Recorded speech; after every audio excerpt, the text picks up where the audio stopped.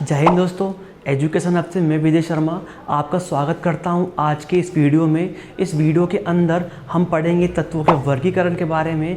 हम इस वीडियो में जानेंगे कि तत्व क्या है, तत्वों का वर्गीकरण क्यों किया गया, साथ ही जानेंगे किन किन तत्वों का वर्गीकरण किया, उनके दोष क्या थे जिस कारण से उनके सिद्धांतों को अस्वीकार कर दिया गया। इसके बाद हम मेंडलीव की आवर्त सारणी और आधुनिक आवर्त सारणी को जानेंगे कि आवर्त सारणी और मेंडलीव के आवर्त सारणी के अंदर क्या अंतर है। सबसे पहले हम जानते हैं तत्व के बारे में। तो तत्व की परिभाषा ये बोलती है कि एक ही प्रकार के परमाणुओं से बने पदार्थों को हम तत्व कहते हैं। अब जानते हैं तत्वों का वर्गीकरण क्यों किया गया, ऐसा क्या कारण था कि तत्वों का वर्गीकरण करना पड़ा। इसको हम इस प्रकार से समझ सकते हैं जैसे कि हमारे पास एक बॉक्स है जिसमें हमारे पास तरह तरह की बॉल हैं, ठीक है, जिसमें हमारे पास में रेड, ब्लू, येलो और पिंक कलर की बॉल अगर हैं, ठीक है। तो इन सारी बॉलों को अगर एक साथ रख देते हैं तो ये समझ पाना कि किस रंग की कितनी बॉल है और उनके क्या गुण हैं थोड़ा हमारे लिए कठिन हो जाएगा, ठीक है। तो इसको आसान बनाने के लिए हम ये कर सकते हैं कि हर कलर की बॉलों को एक समूह के अंदर रख दें। उससे क्या होगा, उससे उनकी संख्या के बारे में बता पाना भी हमारे लिए आसान हो जाएगा। इसी प्रकार से तत्व हमारे सामने बहुत सारे थे। अब उन तत्वों का जब अध्ययन किया जाने लगा तो हर तत्व के गुणधर्म को पता करना हमारे लिए थोड़ा सा कठिन हो गया। इस अध्ययन को सुलभ बनाने के लिए, आसानी से उनके गुणधर्मों को याद कर पाने के लिए उन तत्वों को अलग अलग वर्गों में वर्गीकृत कर दिया। उस वर्गीकरण के कारण उन तत्वों के गुणों को समझ पाना, उनका अध्ययन कर पाना हमारे लिए सुलभ हो गया। तो तत्वों के वर्गीकरण का यही कारण था। इसके बाद हम जानते हैं कि तत्वों का वर्गीकरण किन किन ने किया। तो बता दें, तत्वों का वर्गीकरण करने वाले वैज्ञानिकों में डोबेराइनर, न्यूलैंड का योगदान भी सर्वोपरि रहा, परंतु उनने जो अध्ययन करके जो सिद्धांत दिया वो आगे जाके अस्वीकार कर दिया क्योंकि उनमें कुछ कमियां थी। तो उन कमियों को किसी दूसरे वैज्ञानिकों द्वारा उसको सॉल्व किया गया, उन कमियों को दूर किया गया। सबसे पहले हम जानते हैं डोबेराइनर के सिद्धांत के बारे में। तो 19वीं शताब्दी के आसपास जर्मनी के वैज्ञानिक डोबेराइनर ने तत्वों को उनके रासायनिक गुणधर्मों के आधार पर तीन तीन के समूह में बांटा। तो उन्होंने जो त्रिक दिया, इस त्रिक में उन्होंने बताया कि जो तीन एलिमेंट है उनमें जो बीच वाला एलिमेंट जो है उसका जो द्रव्यमान है वो आसपास के यानी कि पहले और तीसरे जो एलिमेंट है उन दोनों के औसत द्रव्यमान के बराबर था। और उन्होंने बताया कि इस त्रिक में आने वाले जो तीनों एलिमेंट है, तीनों के जो गुणधर्म हैं वो समान होंगे। लेकिन आगे जाके इसमें दोष निकल गया और दोष ये हुआ कि ये जो इनका सिद्धांत था वो ये केवल कुछ ही तत्वों के लिए लागू हो पाया, ठीक है। इसके बाद ये आगे जाके लागू नहीं हो पाया। साथ ही कार्बन, नाइट्रोजन और ऑक्सीजन को देखें तो ये भी एक त्रिक के अंदर शामिल थे। क्यों? क्योंकि नाइट्रोजन का जो द्रव्यमान था वो कार्बन और ऑक्सीजन के औसत द्रव्यमान के बराबर था, यानी कि ये एक ट्राइड है, यानी कि एक त्रिक है। और अगर ये त्रिक है तो ये सिद्धांत के अनुसार ही फॉलो होने चाहिए, यानी कि इन तीनों के गुणधर्म भी क्या होने चाहिए, बिल्कुल समान होने चाहिए। परंतु हुआ क्या, इन तीनों के जो गुणधर्म थे वो अलग अलग हुए। इस कारण से ये जो सिद्धांत था ये आगे जाके सफल नहीं हो सका। इनके बाद न्यूलैंड आए और न्यूलैंड ने अपने सिद्धांत को प्रतिपादित किया।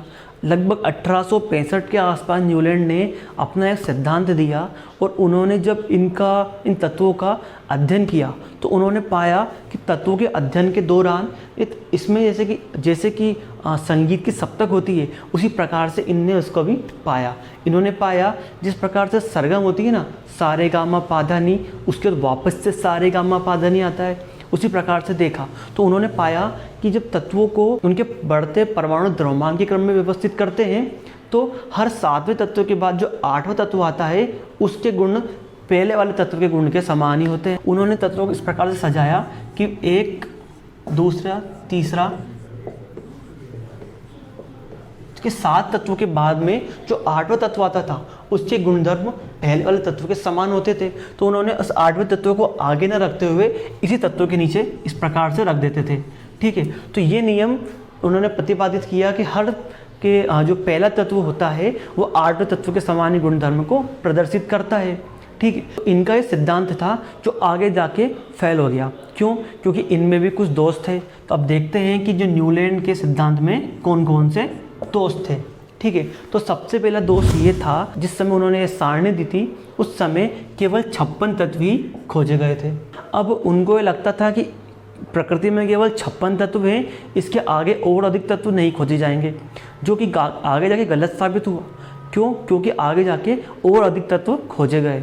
अब इन्होंने जो बताया था, इसमें उन्होंने कहीं ऐसा हुआ कि एक ही जगह पे दो एलिमेंट रख दिए गए।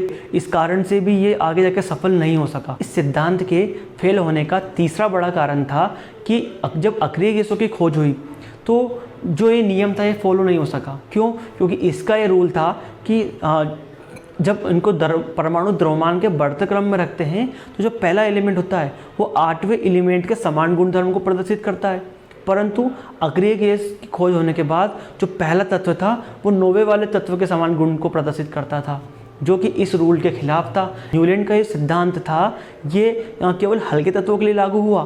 कैल्शियम के बाद के जो भारी तत्व हैं उनके लिए लागू नहीं हो सका।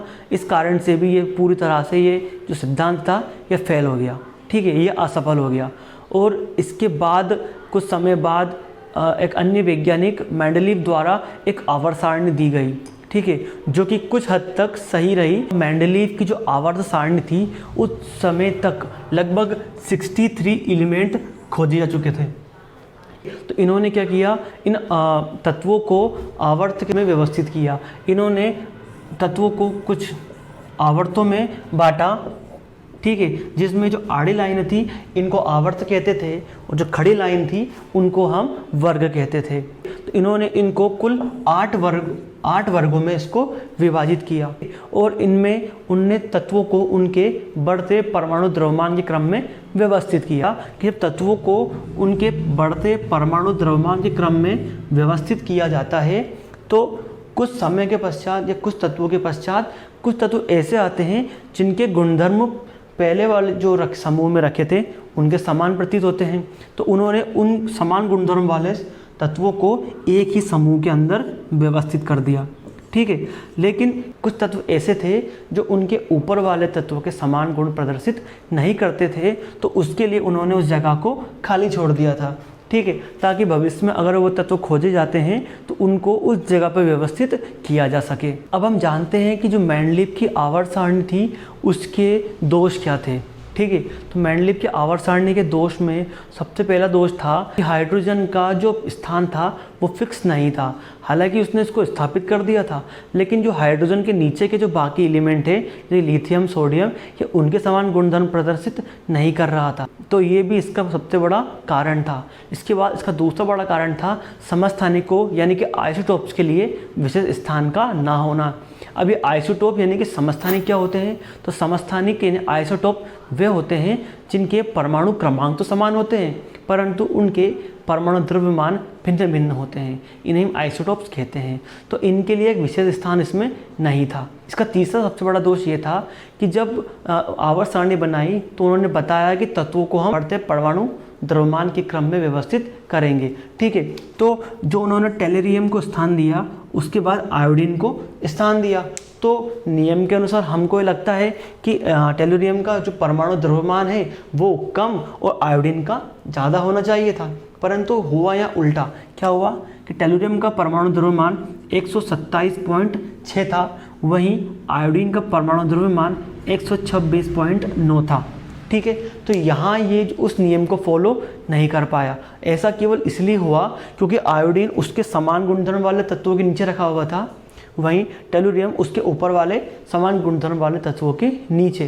परंतु जो रूल था, जो नियम था कि ये बढ़ते परमाणु द्रव्यमान के क्रम में होने चाहिए, वो नियम को ये फॉलो नहीं कर सका। किस असफलता का सबसे बड़ा कारण था कि जो वर्ग 8 है उसमें एक साथ 3 तत्वों को रख दिया गया था, जिसी कारण से ये ज़्यादा असफल हुआ और उसको अन्य वैज्ञानिकों ने स्वीकार नहीं किया। मेंडलीव की आवर्त सारणी के बाद हम हेनरी मोज़ले की आवर्त सारणी के बारे में जानेंगे। मोज़ले की आवर्त सारणी को ही हम आधुनिक आवर्त सारणी यानी मॉडर्न पीरियोडिक टेबल के नाम से जानते हैं। तो इस आवर्त सारणी के अंदर उन्होंने किस प्रकार से एलिमेंट्स को व्यवस्थित किया वो हम किसी अन्य वीडियो में जानेंगे, और उस वीडियो में हम ये भी जानेंगे कि मेंडलीव की आवर्त सारणी आधुनिक आवर्त सारणी से किस प्रकार से भिन्न थी, ठीक है। अगर वीडियो आपको पसंद आई हो तो वीडियो को प्लीज़ लाइक करें, नीचे कमेंट करें, शेयर करें और वीडियो को सब्सक्राइब करें, साथ ही बेल आइकन को दबा दें ताकि अगले वीडियो की जानकारी आपको सबसे पहले मिले। धन्यवाद।